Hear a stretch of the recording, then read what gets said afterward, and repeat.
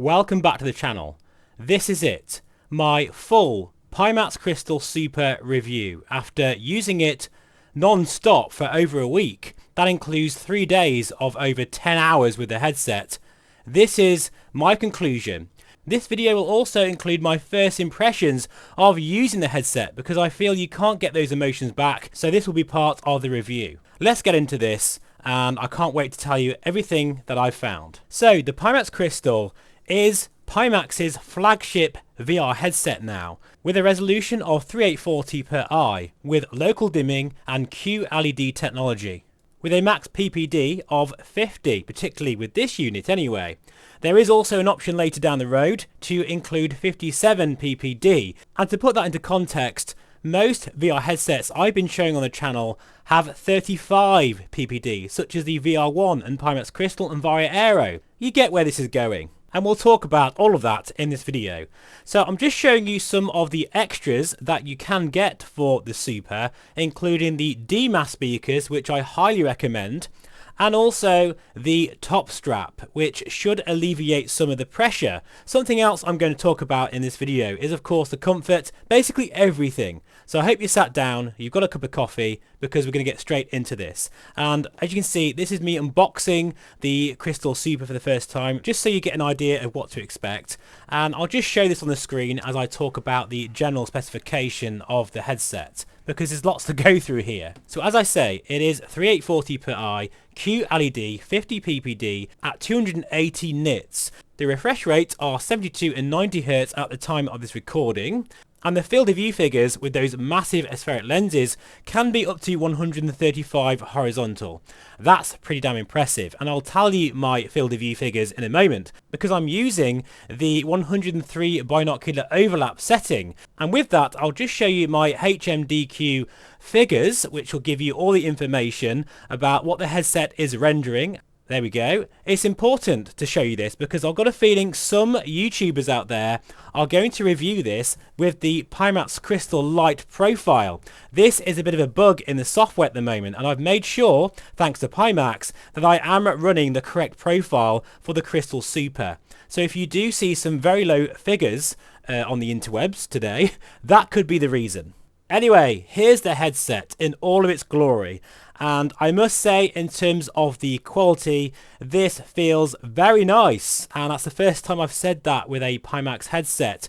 It feels a lot more premium than the Crystal Lite, which it should be because this is more money, and I'm going to talk about all that as well. So I love this bit, taking off those lens protectors and showing off those big, huge aspheric lenses, which I really can't wait to talk about in more detail.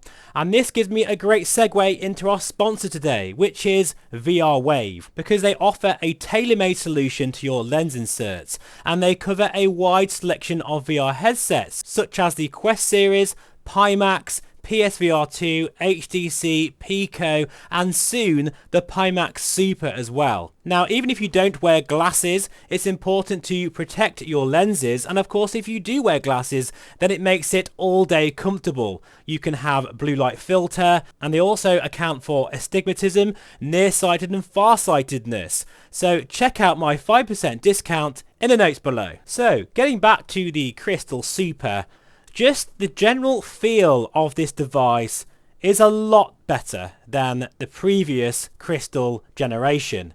And in terms of the plastics, and especially that faceplate with the integrated RGB light, they've done enough, in my opinion, to make it feel distinctive and a flagship compared to their other offerings. And if we go back to the specification of this headset, we've got a great overlap, excellent field of view. We've also got inside-out tracking, the sharpest panel known to man in terms of, well, especially the consumer market. We've got local dimming version 2, which has 1,000 local dimming zones per eye, and is specifically designed for VR. We've got a reduced size and weight, integrated audio, and 90 and 72 Hz refresh rates. The aspheric lenses, we're going to talk about them a lot more, and of course my verdict on all this. But here's the party piece of the Crystal Super. It is the optical engine, which you can replace as you can see here, which the first time I did this, it felt like I don't know, I just felt ever so strange doing this to the headset. But it's quite amazing how you can swap the entire optical engine for a micro OLED version, which will come out some point in the future. Now, I must admit, I don't really think you should do this very often. I'm not sure how robust this would be if you kept changing it. And only time will tell if this is a good idea or not. By the way, I'm just showing you here that the faceplate is a fingerprint magnet, but I don't have the micro OLED optical engine to showcase that today, unfortunately. This is just the QLED 50 ppd version. So basically, we're talking about a VR headset that has 29 million pixels and near retina levels of clarity.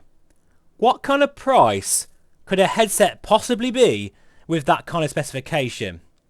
Well, think about the Voucher XR4, which is a beast of a headset used for military pilot training. But it's also, of course, incredibly expensive. So it stands to reason then that this thing should be $10,000 or something.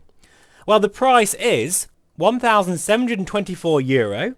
That is 1,420 GB, that's UK pounds, and $1,791. This is without taxes and shipping costs, because that will be different depending on where you are. And with Pimax Prime, you can pay one part and try out the headset for 2 weeks if you like it, and then pay the remaining amount, and choose to pay the rest over 24 months, I believe. Now, I do have a 3% discount off the base price. I know that's not a lot, but if you'd like to support the channel, it would really, really mean a lot. And to make things more complicated, I'm recording this ahead of time before the embargo lists, and the tariff situation might change quite a lot. So make sure you check the Pimax website. But I'm not going to go any more into this because I feel it's very complicated, and I think Pimax needs to streamline this a bit more. And to be honest, I want to get into my actual impressions, my thoughts. As you can see, we are currently in MSFS 2024. Now, most of my tests have been with a very powerful computer, but I have also tested this with a 4070 Ti Super. Now, for this part, make sure your graphics card is not listening. Are you sat down, folks? The resolution of the Pimax Super when at 100% is 6,240 by 6,280. And here I am showing you flying over New York in TAA mode in MSFS 2024 using quad views with high-end graphics preset. In my opinion, this really showcases what the 5090 can do paired with a very nice CPU. I never expected to get anywhere close to 40 frames per second in a scenario like this, especially whilst recording. But I'm also a little bit confused, guys, because during the MRTV showcase, Pimax themselves were showing the Pimax Crystal at a much lower resolution, which is this. I personally feel that is incorrect, and therefore showing the headset not at its full clarity at 50 ppd. So let me know, folks, in the comments, some of you that know more about this than me, but I feel the resolution seemed a bit too low for that particular test. But as you can see, it is possible to run MSFS 2024 in TAA mode, which is mental, with the Pimax Crystal Super if you have a 5090. In a place such as New York, which is a stress test zone. Look at that detail, folks. And remember, you don't need such high FPS for flight sims. If I was testing Half-Life Alyx or a fast-paced first-person shooter, then it could be different, but this channel is about flight simulation, so you'll have to go elsewhere for that information. In comparison to a 4070 Ti Super, you can run the Super with that card, but you do need to run DLSS 4, and I would recommend running it at medium settings. Now, in my personal opinion, running the Super at medium settings is similar, maybe slightly less than a Crystal Light at full native resolution. But you do get that better pixel fill because you cannot see any screen door with this panel, which of course is obvious. So now we've got all that out the way, let's talk about the aspheric lenses, which are far better than the Crystal Light, I'm glad to say. Which probably doesn't say a lot since the Crystal Light did suffer from quality control issues. But if you have a good crystal, comparing it to one of those, the sweet spot is far better. You hardly get any God rays or glare. I say hardly because someone out there might see some, but I didn't see any, personally myself. And just the warping profile is the best I've ever seen from any aspheric lens headset. In terms of the panel itself, well, I'm going to show you my first impressions in a moment. But there is Miura in this display. That is the brightness inconsistencies of each pixel during the manufacturing process. And it can present itself as a dirty window. I'm going to talk about that a lot more in my first impressions in a moment. But there is Miura there, folks. And if you are very sensitive to it, keep that in mind. Also, in terms of the clarity itself, well, it's right up there with the Vario XR4 for not Vario XR4 money. This feels immensely sharp. But in terms of how much sharper it is to the Crystal Light, I'm going to do a full and dedicated comparison video of that in the near future. So stay tuned for that video because I'm still doing some further tests. So I'm now going to show you some through the lens footage. Now take this with a pinch of salt, okay? Because I really struggled to not get those annoying lines in the display. I tried different refresh rates of both the headset and my phone to try and match it, but I'm just not a professional, through the lens guy. In fact, I'm not a professional YouTuber either, so keep that in mind. But hopefully see through some of the artifacts and notice not only that sharpness, but also the edge-to-edge clarity, which I think is really very impressive indeed. I feel the sharpness is around at least 95% of the entire lens, and it really makes a difference when you're looking around with your eyes and not your head. The glare, as I say, is just non-existent. It really is quite amazing to not have any glare coming back at you when you're looking at these cockpit gauges. So, I think it's now time to show you my first impressions because it gives you those raw emotions of me using the headset for the first time. And then after that, I'm going to go through all the other details and give you my full conclusion. Are you ready, folks? Here we go. Right, folks, this is it. I just love moments like this. When you're about to try a VR headset for the first time, especially one like this, it's very special. And it gives me a chance to show my first reactions to this headset. Right, okay, so I'm looking at the MSFS 2024 menu, and I've got it at max resolution. And the first thing that's hitting me in the face, as I like to say, is the clarity is incredibly sharp. This is superbly sharp. Wow. Incredibly sharp. So let's have a look now for Miura. That's something I know many of you want to know. And yeah, there is definitely Miura, okay? I'm sorry to tell you there is Miura.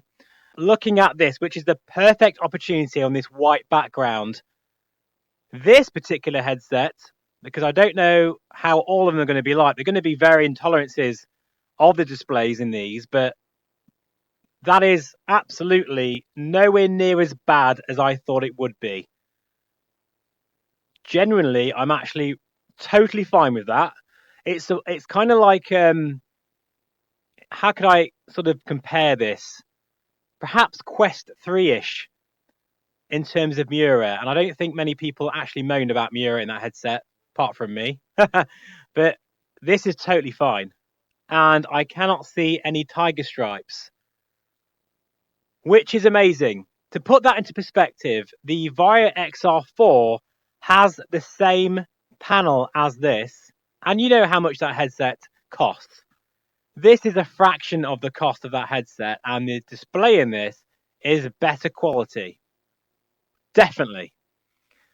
So that is a relief, actually, because I did think, I mean, I'm going to try it, you know, in the sim. This is my first impressions. Let's see if it bothers me over time. So in terms of distortions, so what I do here, this is a perfect opportunity because of this square box in front of me to see any geometric distortions. Holy, seriously, I'm impressed. That is staying completely put there. That is excellent. Well done, Pimax. I've no idea what you've done here, but this is far better than the XR4, far better than the Pimax Crystal Light, and far better than the Somnium VR1 as well. I can see, though, some chromatic aberration. I'm looking at this, guys. Can you see my mouse pointer? Hang on. This is the first impressions part of the video, so it's going to be a bit rough around the edges. There, I can see a little bit of chromatic aberration. That is a bit of ghosting, but yeah, I can see some chromatic aberration. Let's see what that's like in the sort of G1000 display. Now, in terms of field of view figures, I will give you my full field of view figures in this video because this is the first impressions part of this whole video. But the field of view figures, well, it reminds me actually of the VR1 in terms of the field of view, which is very, very nice. I'm using at the moment the setting which is giving me 103 degrees binocular overlap. So actually I'm using the lesser field of view setting, if that makes sense. It could be wider than this, but the binocular overlap feels great. But the thing is, I'm not very good when it comes to binocular overlap because I don't have a problem with it. I've said this so many times before. That doesn't bother me so much as other people.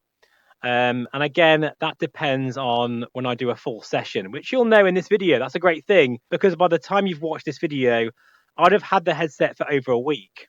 But this is just my first raw impressions. Oh, that clarity really is excellent. And this is just the menu. This is just the menu. In fact, what we'll do is let's go for a series of discovery flights. I'm in MSFS 2024 as well. I'll tell you what the FPS is going to be like. I'm using max resolution, using my RTX 5090. Okay, I've got the big guns out for this. My RTX 5090 base machine with a AMD 9800 X3D. That looks so good. Oh, yeah. Oh, that looks good. I'm using the inbuilt microphone, so I've no idea what it's going to sound like. Judging by other Pimax headsets, it probably isn't going to be amazing. I'm also using the default S-Mass, I think they're called, speakers, which are piped through the strap. They won't sound as good as the D-Mass, which I'm going to try later. And I'm not using the top strap either. So this is kind of bare bones Super. That is exceptionally sharp. That is wow, frigging wow. 50 ppd. This looks so frigging good. Do you know, I can't believe this year because every time, like I've had 3 new VR headsets and they've each been very intriguing to try and move the game on all the time. And I've only had the Megan X for about a month or so, and straight away this has just blown me away again. Like this is what I love about this hobby, the fact that this kind of generational leap is happening. Right, I'm just going to calm down a bit, guys, because I'm sorry. I know people get annoyed when I get like this, but this is so good. There's very few times these days where VR headsets just absolutely excite me. And Pimax, I was actually quite concerned for the Super. I was feeling very skeptical about it, and I've even made videos about it. I've actually been quite hard on Pimax recently. I think, you know, for good reason. They've had to improve. They've had to up their game. but I genuinely feel that this is, well, no, it absolutely is the very best Pimax VR headset I've ever put on my head. Sweet spot is very, very nice. For example, if I look at the comms here, if I just look right up like that, it gets blurry at about 5%. Then it's clear, clear, clear, clear, clear, clear, clear, clear, and then blurry 5%. And then again, horizontal. Yeah, it's about the same really. 5% vertically and horizontally, it gets a bit blurry on the panels, but these are massive aspheric lenses, and you've got a huge eye box to enjoy with, you can just look around, no problems at all. And I don't see any problems with these lenses either, thank God. I don't see any warping, any distortion. The comfort feels good so far. This headset does feel surprisingly light. I love the way it looks. The build quality is better than any of the Pimax headset I've tried before. I just love the combination of the absolute insane clarity, superb field of view, brightness. Something I haven't mentioned yet is the brightness. And maybe that's because I'm used to the Somnium VR1, but this feels that sort of level of brightness. I'm not sure if it's as bright. I'll have to do an A and B comparison. In fact, I will do a comparison, a dedicated video, the Somnium VR1 versus this, of course. But this is really nice and bright. Very, very bright indeed. And I'm really happy the fact that I can look at the sky and I'm not affected by any Miura. Like it's there, but it's okay. Absolutely friggin' sensational headset, this. I'm actually really excited for Pimax. They may have actually cracked it with this. Oh, yeah, right. Anyway, I think that will do for this first impressions, because I want to crack on with the rest of the video, of course. And I don't know if this has even come out all right, but however it's come out, this is how it's going to be in the video, because you can't get these emotions back. Really, really impressed. Absolutely, really impressed with this headset. It's fantastic. I'll just quickly say, there is chromatic aberration. The magenta GPS line there. And there's a little bit of bluing there. Let's also quickly look at the strut of the wing here. I'm basically looking over there. Well, no, I'm pointing my headset over there, but I'm looking with my eyes in the corner. And there's a bit of chromatic aberration, but again, that's just doesn't bother me. If you look forward and around like this, and I can see this whole vision here, I can look around with my eyes. It'd be great if you could just see the way I'm looking with my eyes, because then you'd see that I can be stationary like this, but then move my eyes around. And here I am just flying out to sea, not knowing what I'm doing, and that tells me all I need to know, actually. The fact that I'm not even paying attention what I'm doing because I'm too busy looking at this display.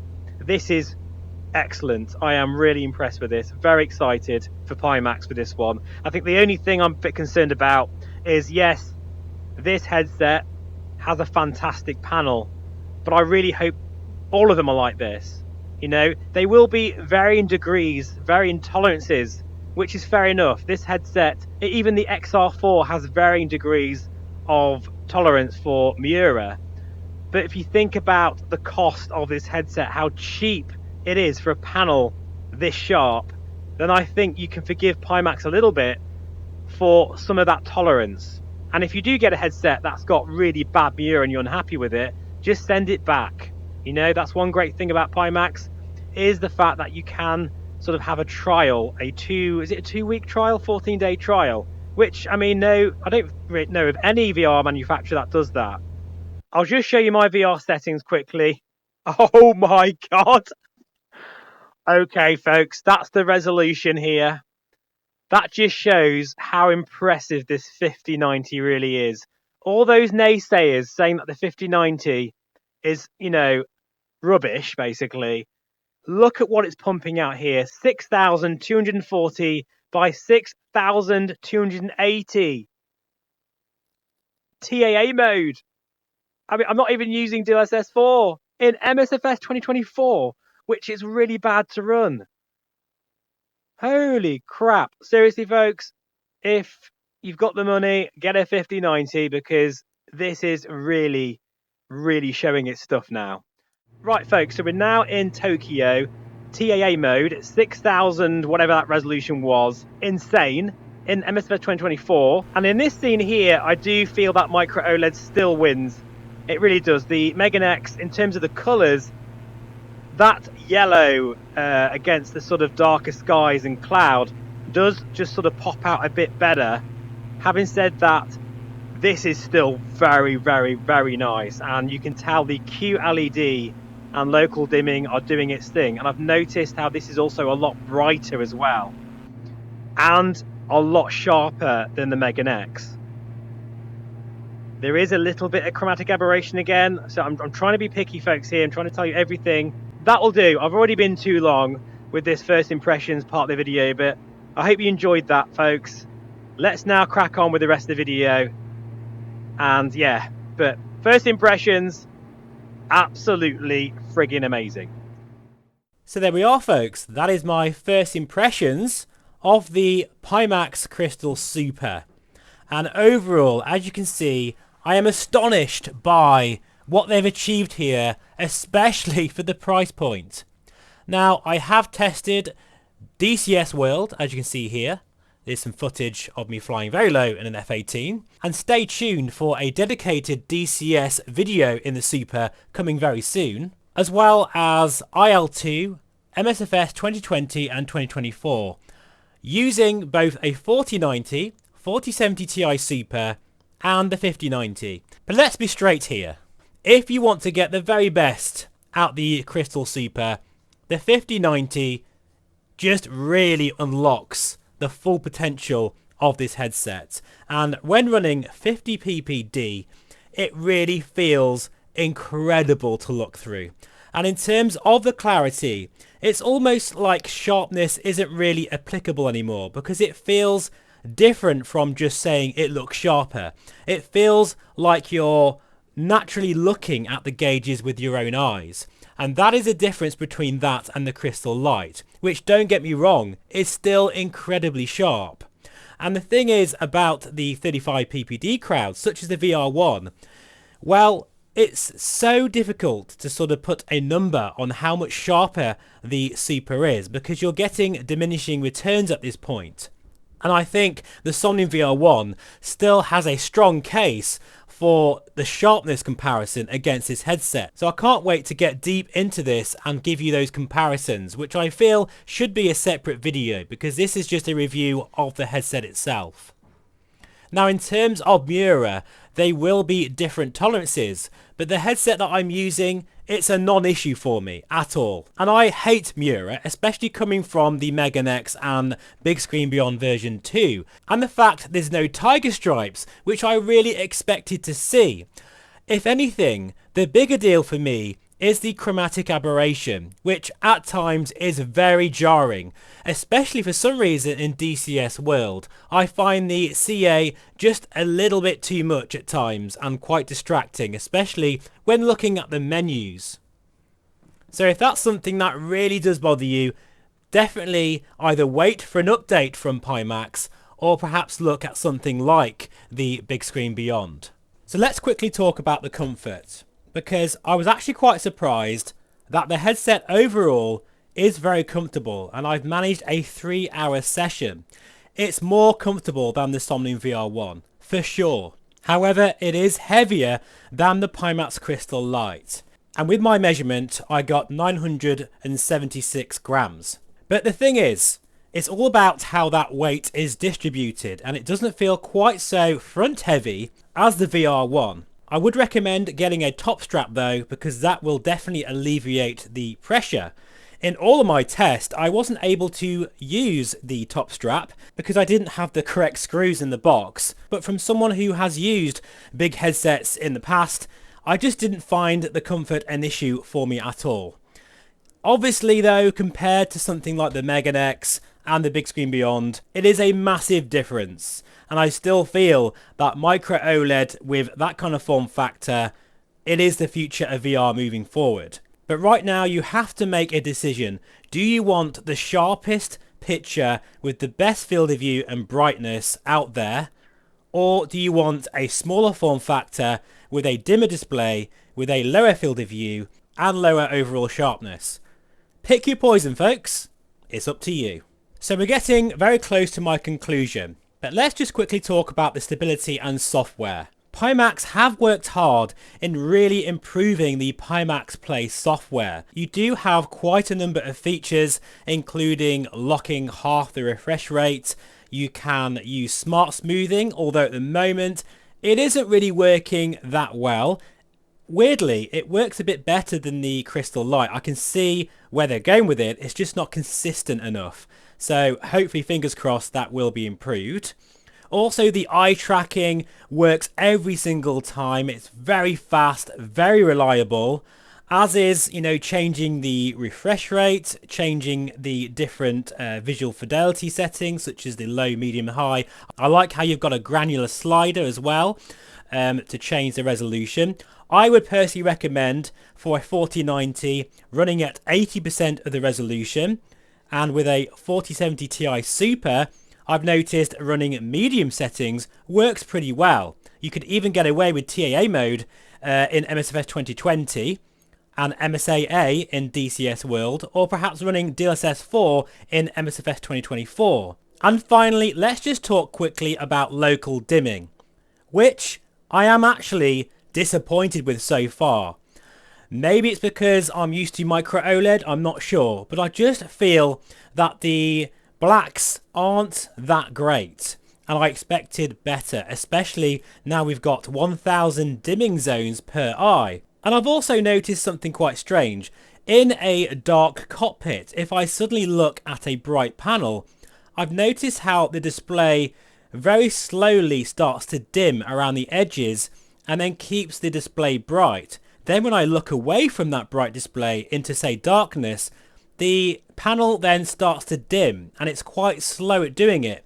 It's a bit of a weird phenomenon and different from the blooming that I'm used to with the Crystal Light. I have a feeling though that this will improve over time because this is a very new headset, and Pimax are actually quite good at improving their software over time.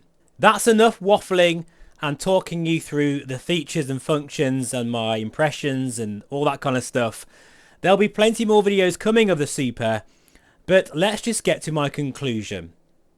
This is the best Pimax headset I've ever used, and I cannot believe that they've managed to fit a 50 ppd panel in with amazing field of view that even beats the Somnium VR1, with decent build quality now and great software, great stability, the whole package.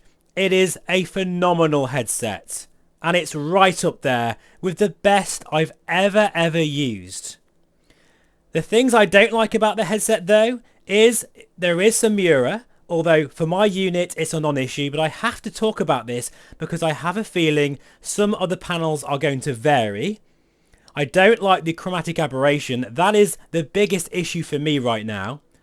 And the colour fringing, which I think is sort of the same thing, but you do notice that, especially in menus with text, there is ghosting on the image and discoloration with some of the text, depending on the colours at the background. Say, for instance, a white text on a green background. I do wish smart smoothing was working at the moment, but again, please Pimax, get that up and running. We definitely need it, especially with this beastly 50 ppd panel.